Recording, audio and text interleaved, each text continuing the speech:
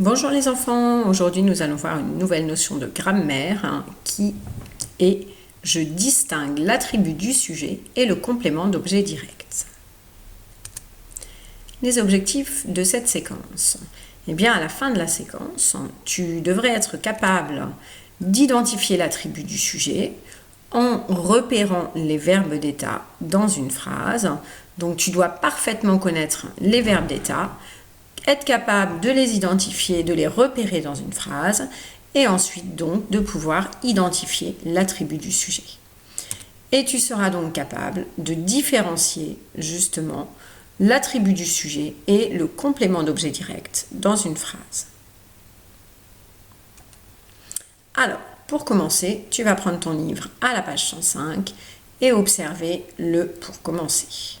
On te dit tout d'abord de lire les 3 textes ci-dessous.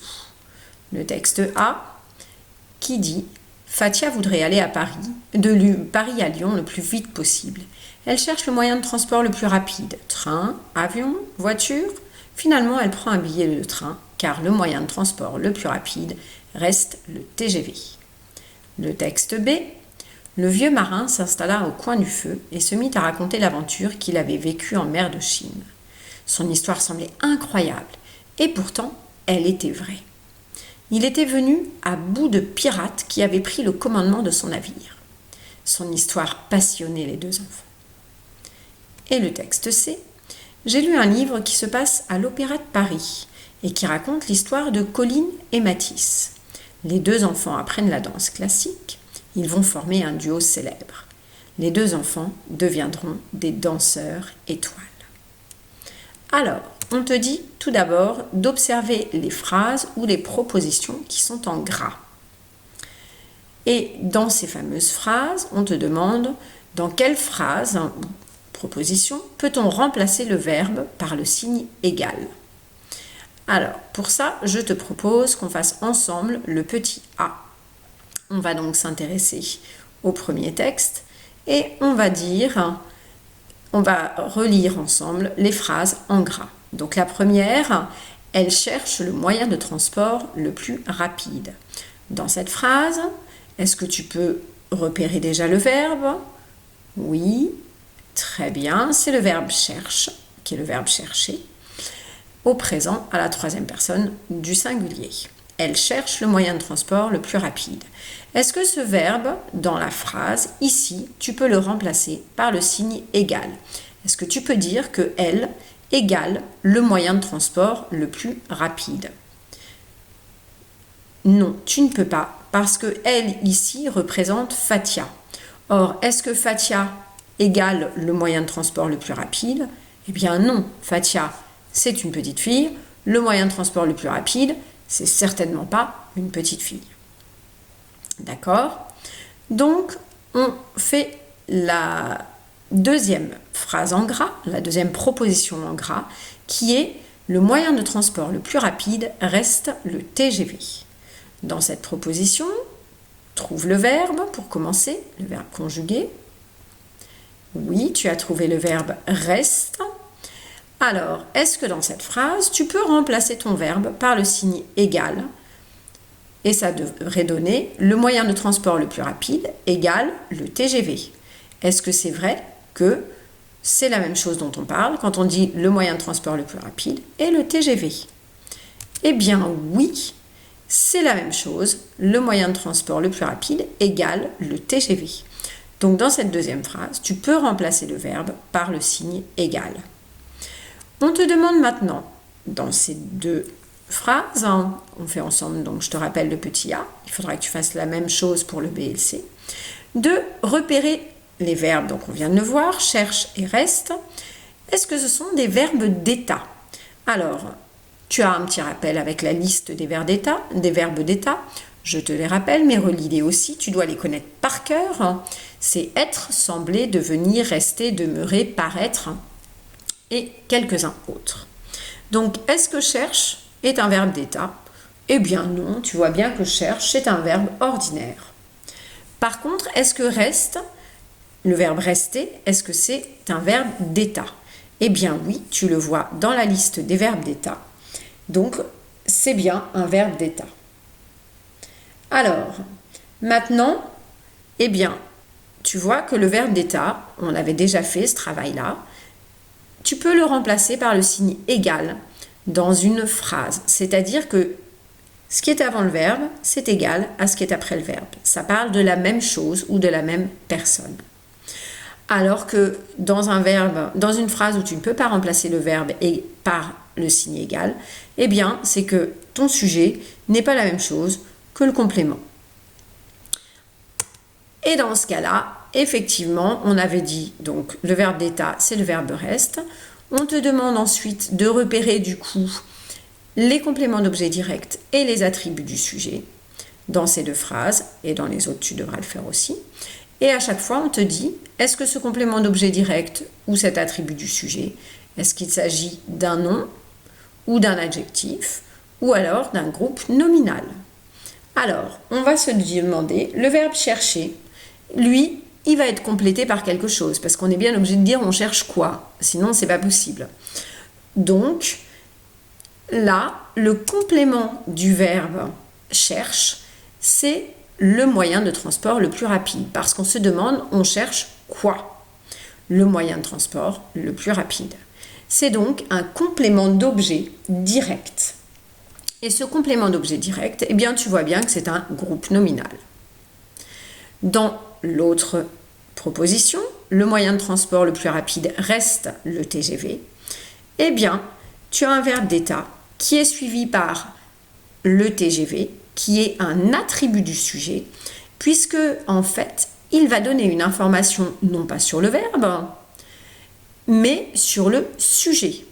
Et c'est bien la même personne, la même chose, le moyen de transport le plus rapide et le TGV. Ils sont égaux, ils représentent la même chose. Donc c'est un attribut du sujet, le sujet étant le moyen de transport le plus rapide dans cette phrase. Et le TGV, c'est également un groupe nominal composé d'un déterminant et d'un nom. Ou même TGV qui veut dire train à grande vitesse. Donc un nom avec des adjectifs et un complément du nom. Alors, voilà pour ce qu'on te demande de faire pour le petit texte A. Et maintenant, on te demande de continuer sur le texte B et C, à observer les phrases ou les propositions en gras. À chaque fois de te demander dans quelle phrase est-ce que tu peux remplacer le verbe par le signe égal. Donc commence par repérer le verbe, essaye de le remplacer par le signe égal. Ensuite, tu dois repérer les verbes d'état. Rappelle-toi, ta petite liste est à côté et puis tu dois commencer à les connaître par cœur. Et enfin, tu dois dire si ce qui suit le verbe, est-ce que c'est un complément d'objet direct, donc qui complète le verbe, ou est-ce que c'est un attribut du sujet, donc qui représente la même personne, la même chose que le sujet et qui donne une information sur ton sujet.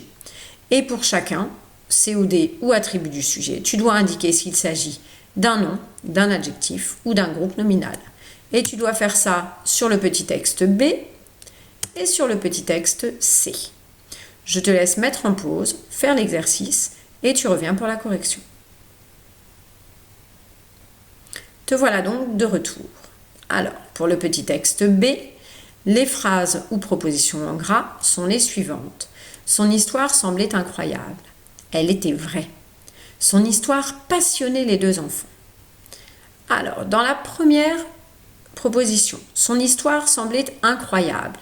Tu as trouvé quoi comme verbe? Tu as trouvé le verbe sembler, qui est à l'imparfait, à la troisième personne du singulier. Quel est le sujet? C'est son histoire.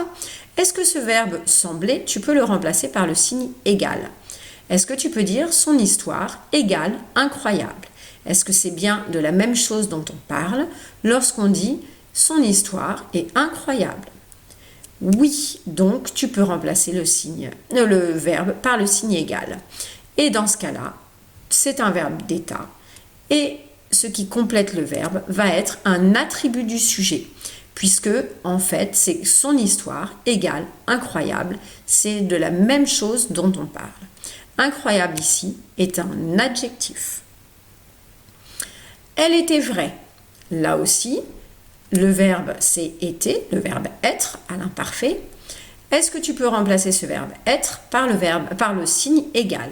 Est-ce que le elle égale vrai? Ici, rappelle-toi, elle, c'est ton sujet. Elle représente son histoire. Est-ce que son histoire égale vrai? Eh bien, oui, puisque on parle de la même chose lorsqu'on dit que c'est son histoire et qu'elle est vraie. Donc, tu peux remplacer par le signe égal. Et ce qui suit, c'est un attribut du sujet, puisque elle, le sujet, égale vrai, attribut du sujet qui donne une information sur le sujet. Là aussi, vrai, c'est un adjectif. Et pour la troisième phrase de ce petit texte B, son histoire passionnait les deux enfants. Le verbe, c'est passionner. Est-ce que tu peux remplacer passionner par égal? Est-ce que son histoire égale les deux enfants? Eh bien non, le sujet c'est son histoire, on parle d'une chose. Les deux enfants, bien ce n'est pas l'histoire, ce sont des personnes différentes. Donc ici, tu ne peux pas dire que passionné peut se remplacer par le signe égal. Ce n'est donc pas un verbe d'état et tu n'as donc pas un attribut du sujet. Tu as donc un complément d'objet direct qui ici est un groupe nominal. Pour le petit texte C, la phrase en gras, les deux enfants apprennent la danse classique. Ici, ton verbe, c'est apprennent, qui est le verbe apprendre au présent à la troisième personne du pluriel. Est-ce que tu peux le remplacer par le signe égal? Est-ce que tu peux dire que les deux enfants égalent la danse classique? Eh bien non, puisque les deux enfants, ce sont deux enfants. La danse classique, c'est une activité, ce ne sont pas des enfants.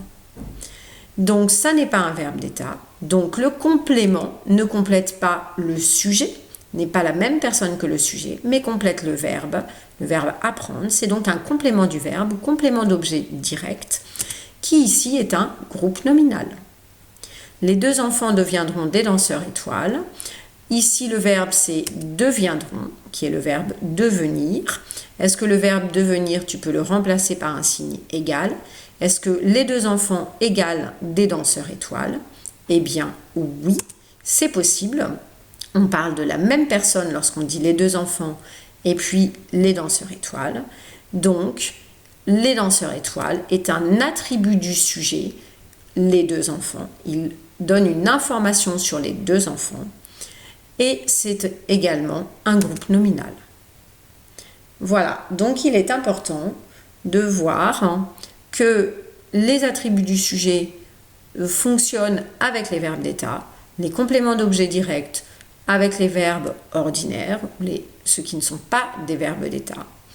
Et tu as pu constater qu'on pouvait avoir des attributs du sujet groupes nominaux ou des attributs du sujet adjectifs, qu'on pouvait avoir des compléments d'objet en règle générale groupes nominaux. Ici, on n'a rien d'autre.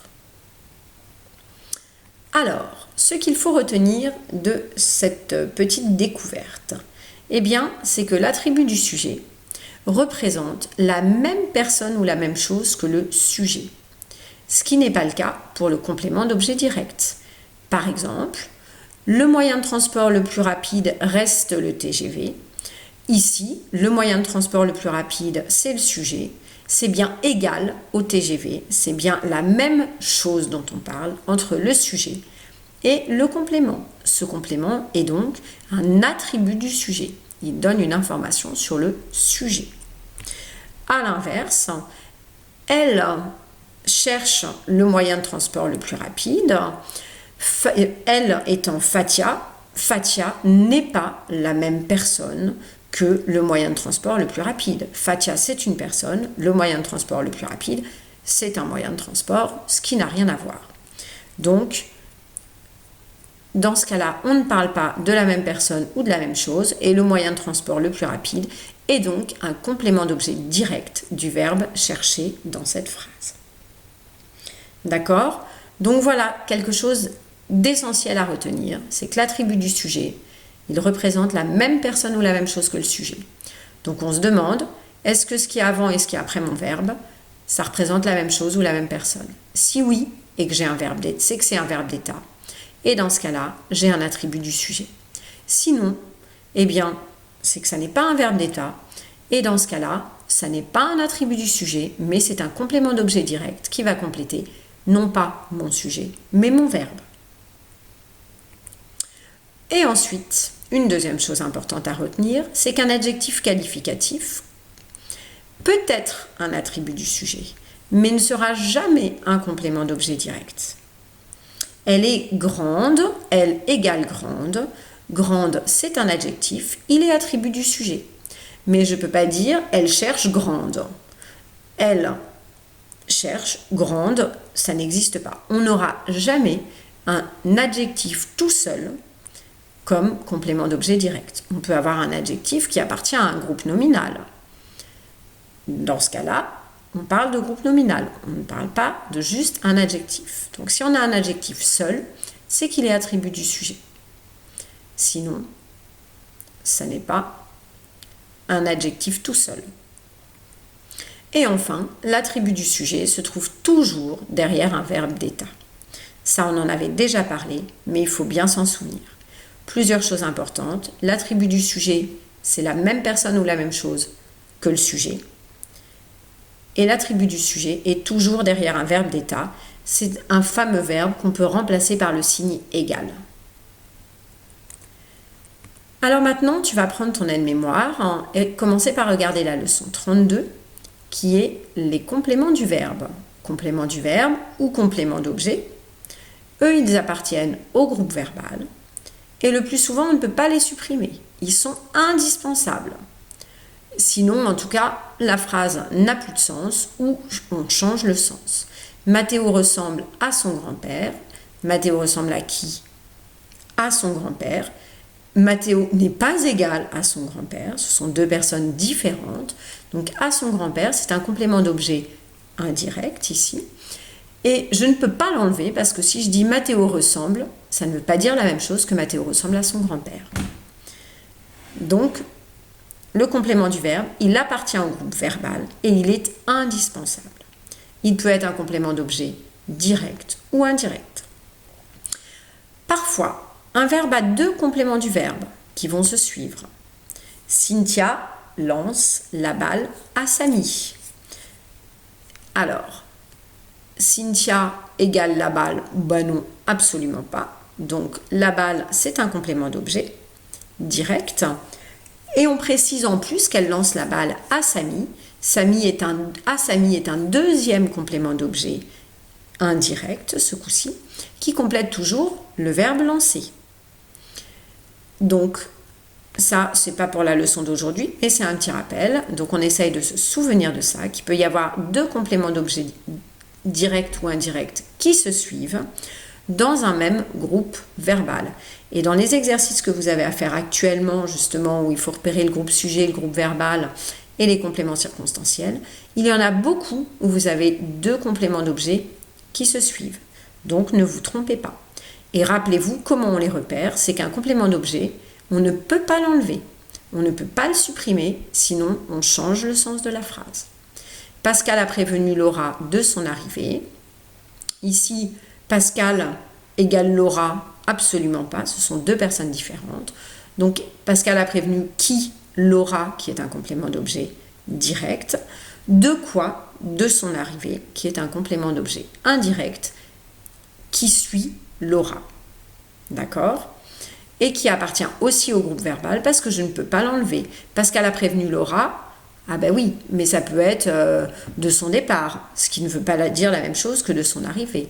Ou Pascal a prévenu Laura qu'il serait en retard. C'est encore un sens différent de la phrase. Donc, pensez, n'oubliez jamais, le complément d'objet, on ne peut pas le supprimer, on ne peut pas le remplacer, sinon on change le sens de la phrase. Et c'est comme ça qu'on le retrouve dans une phrase.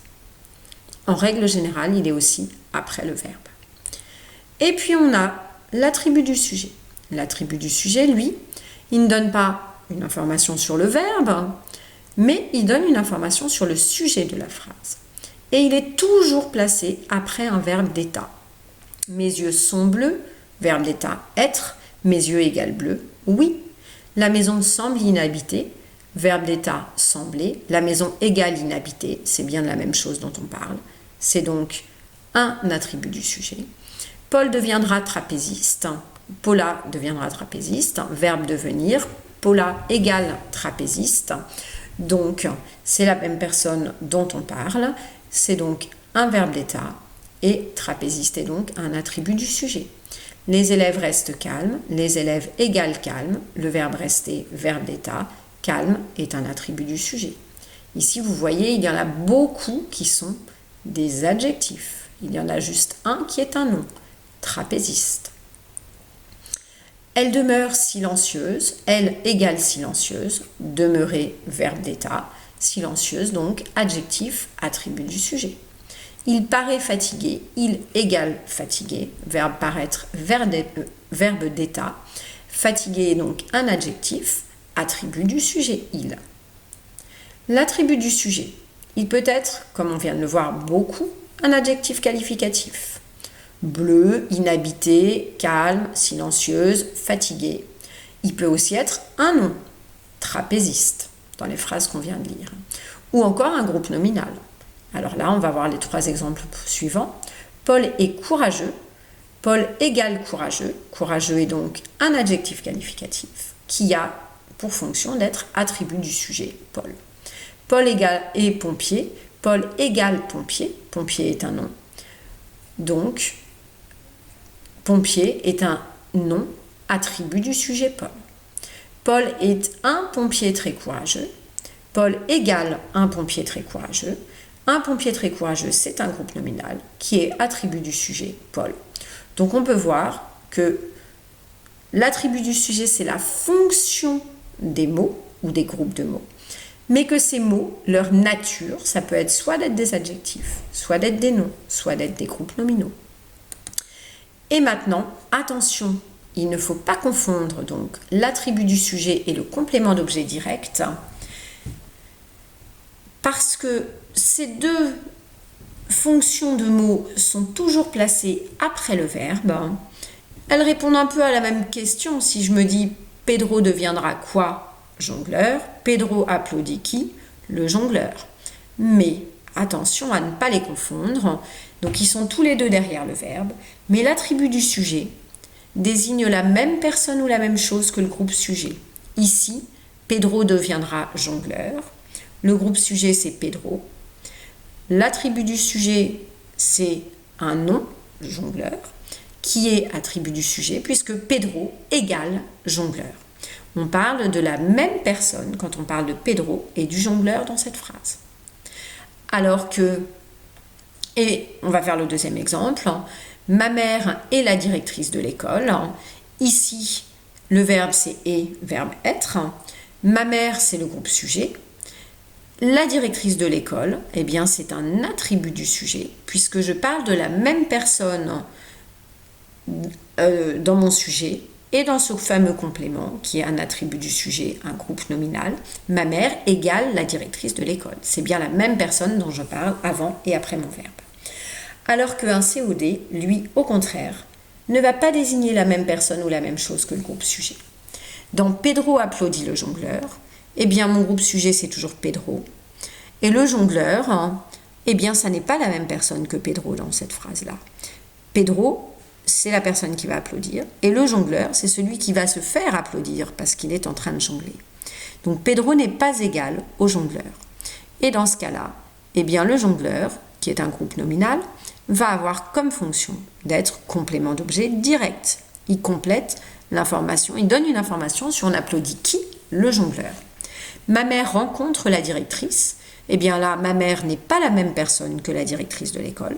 Ce sont 2 personnes différentes. Donc, je ne peux pas dire d'ailleurs ma mère égale la directrice de l'école dans cette phrase-là. Donc, ma mère est bien mon groupe sujet. La directrice de l'école va être un groupe nominal complément d'objet direct. Donc, ne pas oublier, l'attribut du sujet désigne la même personne ou la même chose que le groupe sujet. Le complément d'objet direct, au contraire, ne désigne pas la même personne ou la même chose que le groupe sujet. Dans les phrases où le verbe est un verbe d'état, le complément qui est après le verbe est un attribut du sujet parce qu'on parle de la même personne que le groupe sujet. Dans une phrase où le verbe n'est pas un verbe d'état, le complément qui suit le verbe est un complément du verbe, qui est un complément d'objet direct ou indirect, et qui, lui, ne parle pas, n'est pas la même personne ou la même chose que le groupe sujet. Ça, c'est à connaître parfaitement. Donc, je te laisserai apprendre après tes exercices cette leçon très, très, très, très bien et avoir les astuces pour savoir est-ce que je parle d'un attribut du sujet ou est-ce que je parle d'un complément d'objet direct. Alors maintenant, eh bien, tu vas t'entraîner en prenant le numéro 1, page 106. On te demande d'abord de lire les textes qui sont ici. Texte A avec 2 phrases, texte B avec 2 phrases. Et de compléter les phrases avec les éléments qui sont proposés dans les étiquettes qui sont dans cette colonne. Donc, je lis les 2 petites phrases du texte A. Pour son anniversaire, Nathan a organisé un goûter dans son jardin. Il est très copain avec Jules et Mounir, mais personne ne peut remplacer Mathéo. Et les étiquettes que tu vas utiliser pour compléter les phrases, c'est son meilleur ami a invité, il, tous ses amis restent. Donc, il faut pour chacune des phrases déjà écrites, pour son anniversaire, Nathan a organisé un goûter dans son jardin, il faut que tu fabriques une phrase avec les étiquettes qui a à peu près le même sens que celle-là ou qui suit cette phrase. Et pareil pour la deuxième phrase. Il est très copain avec Jules et Mounir, mais personne ne peut remplacer Mathéo. Tu vas pouvoir faire une phrase avec les étiquettes qui va compléter un petit peu celle-là. Ensuite, pour chacune de ces phrases que tu auras complétées, pour le petit texte A, et puis pareil pour le petit texte B, avec les 2 phrases qui sont « Hier soir, notre équipe disputait la finale régionale de basket. À l'issue du match, nous avons remporté la coupe. » Et tu as les étiquettes « Avait préparé l'équipe, invaincu, l'équipe, ce match capital et demeure. » À toi de faire les phrases. Et dans les phrases que tu auras écrites, il faudra à chaque fois que tu repères les verbes d'état en les soulignant d'un petit trait propre et en écrivant en dessous V et pour état. Si c'est un verbe d'état, le complément qui suit va être un attribut du sujet. Vérifie-le pour ne pas te tromper, remplace ton verbe par le signe égal. Si ça marche, c'est que tu ne t'es pas trompé. À ce moment-là, regarde comment présente le petit lémurien sur ton cahier. Tu souligneras ce fameux complément qui, si c'est avec un verbe d'état, sera un attribut du sujet. Et puis tu écriras en dessous ADS pour attribut du sujet. Et si c'est un attribut du sujet, tu indiqueras. Donc, effectivement, tu vas écrire en dessous du verbe le verbe d'état si c'est un verbe d'état. Tu souligneras l'attribut du sujet et tu écriras ADS en dessous. Et puis tu indiqueras sous ton attribut du sujet s'il s'agit d'un adjectif, ADJ, ou alors d'un nom, N, ou alors d'un groupe nominal, GN. Et puis tu feras des phrases également avec d'autres verbes qui ne sont pas des verbes d'état, qui sont des verbes ordinaires, des verbes d'action, on dit, puisqu'on peut les mimer en règle générale. Et ces fameux verbes d'action, eh bien, ils seront suivis, ceux-là, d'un complément d'objet direct. Donc, je te laisse faire l'exercice, je te répète, tu dois construire les phrases avec les étiquettes proposées, tu dois sauter donc des lignes pour que ça reste propre, souligner d'un trait fin le verbe, mettre V s'il s'agit d'un verbe ordinaire ou d'un verbe d'action, ou VE s'il s'agit d'un verbe d'état. S'il s'agit d'un verbe d'état, eh bien tu vas souligner le groupe de mots qui suit, qui va être un attribut du sujet, qui va donc être la même chose ou la même personne que le sujet de ta phrase. Tu préciseras s'il s'agit d'un adjectif, d'un nom ou d'un groupe nominal. Et puis si tu as dit que ça n'était pas un verbe d'état mais un verbe d'action, où tu auras écrit juste V, eh bien tu auras souligné le complément du verbe qui suit et tu auras indiqué qu'il s'agit d'un complément d'objet direct. Tu pourras préciser aussi s'il s'agit d'un nom, d'un groupe nominal ou autre. Voilà, donc je te laisse mettre en pause, faire ton exercice et tu reviens pour voir la correction. Te voilà donc de retour. Alors, Voilà ce que tu as dû trouver. Pour son anniversaire, Nathan a organisé un goûter dans son jardin. Il a invité tous ses amis. Ici, tu as trouvé que a invité, c'était ton verbe. Et est-ce que il égale tous ses amis? Eh bien non. Il, ici, il s'agit de Nathan. Tous ses amis, ce sont d'autres personnes. Tu ne pouvais donc pas... D'ailleurs, inviter est un verbe d'action. Donc, il n'est pas égal à tous ses amis. Donc, tous ses amis est un complément d'objet direct. Il est très copain avec Jules et Mounir, mais personne ne peut remplacer Mathéo. Il reste son meilleur ami. Ici, le « il », c'est égal à Mathéo. Reste, c'est un verbe d'état. Tu l'as donc souligné et écrit « VE ». Son meilleur ami suit le verbe d'état. Et est-ce que tu peux bien vérifier que il égale son meilleur ami? Est-ce que Mathéo est bien égal à son meilleur ami? Oui. Donc son meilleur ami est un attribut du sujet et c'est un groupe nominal. Hier soir, notre équipe disputait la finale régionale de basket. Avec beaucoup d'énergie, l'équipe avait préparé ce match capital.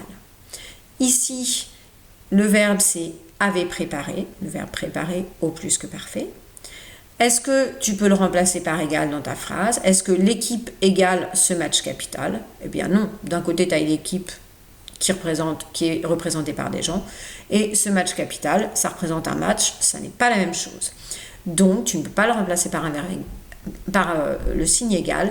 Donc, ce match capital est un complément d'objet direct. Il complète bien le verbe préparer. On avait préparé quoi? Ce match capital. D'accord. Et ici, c'est un groupe nominal aussi, si tu souhaitais le préciser. Dernière phrase, à l'issue du match, nous avons remporté la coupe. Nous sommes très fiers car l'équipe demeure invaincue. Ici, tu as trouvé le verbe demeurer, demeure, qui est un verbe d'état. Et est-ce que tu peux bien vérifier que tu peux le remplacer par le signe égal? L'équipe égale invaincu. Est-ce qu'il s'agit bien de la même personne lorsqu'on parle de la même chose, lorsqu'on parle de l'équipe? Et qu'on dit qu'elle est invaincue? Oui. Et invaincu est un adjectif qui va donc être un attribut du sujet équipe. Donne une information sur l'équipe. Alors que le match capital donne une information sur préparer. D'accord? Son meilleur ami donne une information sur il. Et tous ses amis donnent une information sur invité. Les compléments d'objet direct sont bien des compléments du verbe. Ils donnent une information sur le verbe d'action. Et les attributs du sujet donnent une information sur le sujet. Et ils sont à la suite d'un verbe d'état. Voilà. Eh bien, écoute, je te laisse parfaitement apprendre et retenir cette leçon. Et puis, je te souhaite bon courage pour la suite et à plus tard.